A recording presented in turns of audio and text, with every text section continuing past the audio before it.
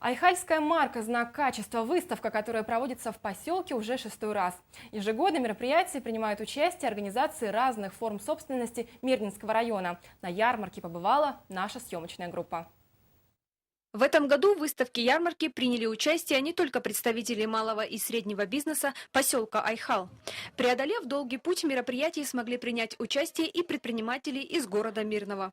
Основная цель выставки – ознакомить жителей и гостей поселка с услугами, которые представлены в районе, и товарами, которые можно приобрести, а также продемонстрировать их качество. Для предпринимателей это своего рода реклама.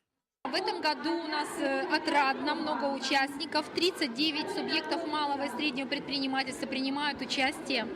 И очень приятно, что к нам приехали поучаствовать на выставку предприниматели из города Мирного.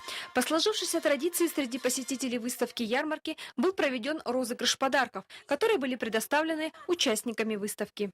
В рамках мероприятия были проведены презентационные выступления дефиле участников выставки. Я, может быть, даже поначалу скептически относился, на самом деле, но у нас проводились в городе Мирном похожие, и я не приходил, но тут приехал для привлечения молодежи к техническим видам спорта, в автомобильный, спортивные направления, в